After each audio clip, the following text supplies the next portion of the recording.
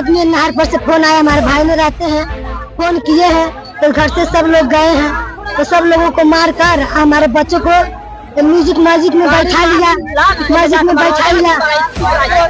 में बैठा लिया। उसके बाद एक चोर को सब लोग पकड़े मिलकर, हमारे यहाँ शंकर जी का मंदिर है, उस मंदिर में उसको बंद कर दिया हम लोग ताला मार के।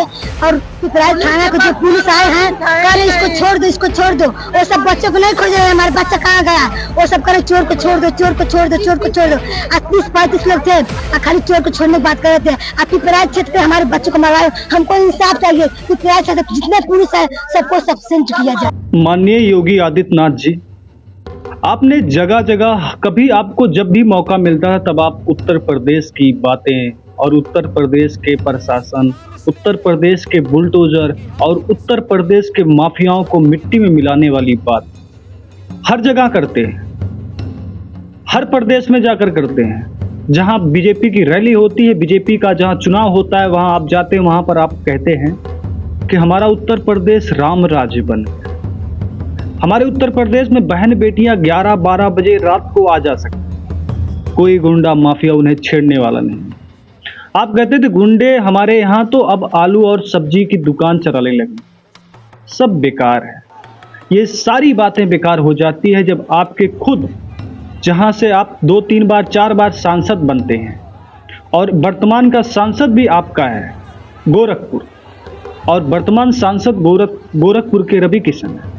आपकी सरकार है, बहुमत से ज़्यादा संख्या में आपके विधायक हैं, और आपकी सरकार सिर्फ उत्तर प्रदेश में नहीं है, पूरे केंद्र सरकार में आपकी दिल्ली में भी आपकी सरकार है, यानी कि पूरे भारत में भाजपा की सबसे ज़्यादा राज्यों में सरकार है। और सबसे ज़्यादा जिसकी सुशासन की बात होती है वो उत्तर प्रदेश है।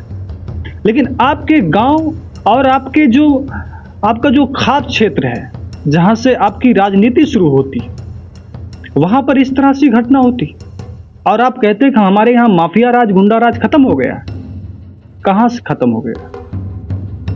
आज हम जो बात करने वाले हैं वो है नीट की तैयारी कर रहे छात्र को खींचकर उसकी पीट कर हत्या कर दी गई।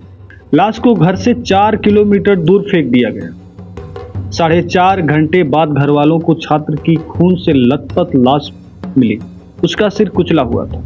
चोर को छोड़ने की बात कर रहे थे, पिपराइच क्षेत्र पे हमारे बच्चों को मरवाए, हमको इंसाफ चाहिए। पिपराइच क्षेत्र जितने पुलिस है सबको सस्पेंड किया जाए, सबको वही सब मरवाए। पिपराइच थाना पुलिस वो सब कह रहे हैं जाओ तुम खोजो, बताइए जनता खोजेगा, हमारे बच्चे को हम खोजेंगे। तुम किस लिए हो बताइए, तुम किस लिए हो, तुम किस लिए हो बताइए।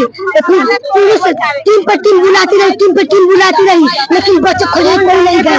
टीम पर टीम बुलाती रही, टीम पर टीम बुलाती रही, लेकिन बच्चों को खोजने कोई वहां से नहीं गया। हम इंसाफ मांग रहे हैं, हम जान के बदला जान चाहिए हमें। अब हम अगर पूरे मामले की बात करते हैं तो कहानी शुरू कैसे होती है, तो देखिए सोमवार को लगभग 11 बजे की बात है, रात के 11 बजे की बात है। 10 से 12 पशु तस्कर 2 गाड़ियां जैसे कि पिकअप पिपराइच के मऊ अपाची गांव पहुंचे। गांव के एंट्री पॉइंट पर ही दुर्गेश गुप्ता की फर्नीचर की दुकान थी। गांव के एंट्री पॉइंट पर ही दुर्गेश गुप्ता की फर्नीचर की दुकान थी। तस्करों ने जब सुनसान रास्ता देखा, सुनसान जगह देखी, तो उनके दिल में चोरी और लूट करने के इरादे जाग उठे कि चलो भैया अब तो सुनसान है, चलो कुछ चोरी ही कर लेते हैं। इसके बाद वो दुकान के पे लगी जो शटर थी, यानी कि फर्नीचर की जो दुकान थी गुप्ता जी की, उनके दुकान के पास जाते हैं और ताला तोड़ने की कोशिश करते हैं। और जैसे ये आवाज़ शोर करती है, जब जैसे अगर आप किसी के ताले को तोड़ने के लिए जाते हैं, शटर होता है दुकान में तो आवाज़ करती है। तो यहाँ क्या होता है कि दुकान के ऊपरी मंजिल पर ट्रेवल ऑफिस था, यहाँ दुर्गेश की बहन का लड़का सो रहा था। और जैसे वो सुनता है कि शटर खड़खड़ा रही, शटर से आवाज़ आ रही है, वह उठ जाता है और नीचे देखता है तो 10 से 12 लोग खड़े थे। उसने तुरंत मामा दुर्गेश के बेटे दीपक को कॉल किया। दीपक ने शोर मचाया, वह तुरंत स्कूटी से दुकान की तरफ भागा और उसके पीछे पीछे जब गांव वालों को खबर पड़ी तो वो भी 10-15 लोग पहुंचे। ग्रामीण वहां पहुंच गए। शोर शराबा सुनकर तस्कर जो थे वो भागने लगे। तभी उनका ग्रामीणों के साथ आमना सामना हुआ। तस्करों ने फायरिंग कर दी। दीपक सबसे आगे था, ऐसे में तस्करों ने उसको अपनी गाड़ी में खींचकर भर लिया। सोचिए, खींचकर उसको अपने गाड़ी में भर लेते तस्कर, जो 10 से 12 लोग बताए जा रहे हैं। ये थाना क्षेत्र पिपराइच के महुआ चाफी टोला में हमको सुबह लगभग 3 बजे के करीब एक सूचना प्राप्त हुई थी कि एक गांव में पशु तस्कर 2 पिकअप वैन के साथ आए थे। इसके क्रम में गांव के लोगों के द्वारा जब उनको चेस किया गया तो उनमें से एक गाड़ी जो है वहीं पे गांव में फंस गई थी, जिसके लोग वहां से भाग निकले और दूसरी जो गाड़ी है उसको गांव के एक युवक के द्वारा चेस किया गया, जो कि उस गाड़ी पे जो भी तस्कर थे उन्होंने उसको अपने साथ ले लिया और ले जाकर के आगे पिकअप से धक्का दे दिया, जिससे उसके सर पे चोट आई है। और जो प्रथम दृष्टया देख करके बॉडी को समझ में आ रहा है, सर के पीछे उसके चोट लगी है सड़क पे गिरने से, जिसकी वजह से उसकी मृत्यु हो गई है। इस संबंध में परिवार से बात हुई है। परिवार के द्वारा जो तहरीर दी गई है उसमें सुसंगत धाराओं में मुकदमा पंजीकृत कर बॉडी का पंचायतनामा व पीएम की कार्रवाई की जा रही है। पीएम में जो भी आगे चीज़ आएगी आप लोगों को अवगत करवाया जाएगा। कुछ लोगों के द्वारा इसमें चलाया गया था कि फायर आर्म इंजरी है। अभी तक प्रथम दृष्टया बॉडी को मेरे द्वारा भी देखा गया, चोटों को देखा गया, उसमें कोई फायर आर्म इंजरी अभी सामने नहीं आई है। और हम लोग इसमें जो भी पीएम रिपोर्ट आएगी उसमें जो भी तथ्य आएंगे आप लोगों के साथ शेयर करेंगे। जो भी हमारे अभियुक्त थे जो कि इसमें आ रहे थे उन सबकी पहचान करके उन सबके लिए हमारी 5 टीमें इस समय लगी हुई हैं। उनके जहाँ के रहने वाले थे उन क्षेत्रों में हमारे द्वारा टीमों को भेज दिया गया है। सबकी गिरफ्तारी के लिए तत्काल हमारी टीम लगी है। हमको उम्मीद है कि जल्दी इनकी गिरफ्तारी कर ली जाएगी। वहीं ग्रामीणों ने एक तस्कर को पकड़ लिया, उसकी गाड़ी फूंक दी और पीट कर अधमरा कर दिया। इसी दौरान पुलिस पहुंच गई। पुलिस ने तस्कर को अपनी गिरफ्त में लेने की कोशिश की तो ग्रामीण एसपी से उलझ गए। पुलिस और ग्रामीण के बीच झड़प हो गई। इसमें एसपी नॉर्थ जितेंद्र श्रीवास्तव पिपराइच थाना प्रभारी दोनों लोग घायल हो गए। जैसे तैसे पुलिस ने तस्कर को भी छुड़ाया और हॉस्पिटल में एडमिट कराया। एसपी और दरोगा को गंभीर चोट आई है। उधर जिस तरफ तस्कर भागे थे पुलिस ने उस दिशा में तलाश शुरू की तो वहां से करीब 4 किलोमीटर दूर दीपक का खून से लथपथ शव मिला। उसकी बॉडी पूरे खून से सनी हुई थी। मंगलवार सुबह जब 7 बजे छात्र की हत्या की खबर जैसे ही फैली, गुस्साए लोगों ने गोरखपुर पिपराइच रोड पर जाम कर दिया। पुलिस ने लोगों को समझाने की कोशिश की तो पुलिस पर पथराव कर दिया गया। इससे वहां भगदड़ मच गई। मामला सीएम योगी तक पहुंचा। उन्होंने अफसरों को जल्द से जल्द मौके पर पहुंचने के निर्देश दिए। कहा कि दोषियों को बख्शा नहीं जाएगा। इसके बाद डीआईजी शिवसिंपी चनप्पा और एसएसपी राजकरण नैयर घटनास्थल पर पहुंचे। सोचिए ये योगी आदित्यनाथ के गढ़ की बात है, वहां इस तरह से हो रही है तो पूरे राज्य की क्या बात करेंगे आप? क्या पूरा उत्तर प्रदेश सेफ है, सुरक्षित है? कैसे कह सकते हैं आप? अब परिवारों की बात, दोषियों के खिलाफ सख्त कार्रवाई हो और उन्हें भरोसा दिलाया गया कि सख्त कार्रवाई होगी।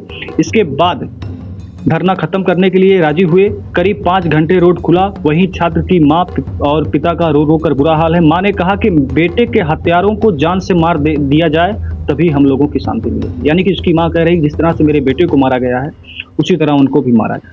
की घटना है, कम से कम सरकार को अपने मुख्य नगर उसकी कानून व्यवस्था के लिए अच्छा काम करना चाहिए। और ये क्या वजह है कि मुख्यमंत्री जी के गृह जनपद में कोई ये पहली बार घटना नहीं हो रही है, इससे ज्यादा गंभीर घटनाएं हुई हैं। याद कीजिए एक व्यापारी को वहां की पुलिस ने मार करके जान ले ली थी। और लास्ट में होता क्या है, दीपक के अंतिम संस्कार के वक्त पूरे गांव के लोग वहां पर मौजूद रहे। डीआईजी, एसएसपी और गांव में बने हुए हैं। रोते हुए पिता ने दीपक को मुख अग्नि दी तो यहाँ उनकी बॉडी को अंतिम संस्कार कर दिया गया। तो आप सोचिए कि योगी आदित्यनाथ का जो दावा है, नो गुंडा राज, नो। अभी एक वीडियो उनका जल्दी में आया, उन्होंने कहा कि हम 2047 का लक्ष्य पूरा करने। अरे योगी आदित्यनाथ जी, पहले हम लोगों की सुरक्षा की लक्ष्य पूरा कीजिए जो आप जगह जगह वादा करते हैं। या तो आज के बाद अब ये वादा और ये जो आप जगह जगह पर जाकर उत्तर प्रदेश की सीन और उत्तर प्रदेश के बारे में बताते हैं, सुशासन के बारे में, उसको बताना पड़ता है। आप लोगों से विनती है कि हमारी वीडियो को आप शेयर करिए, सब्सक्राइब करिए। हमारे पास हमने जो जानकारी आपको दी वो दैनिक भास्कर की रिपोर्ट से आई है।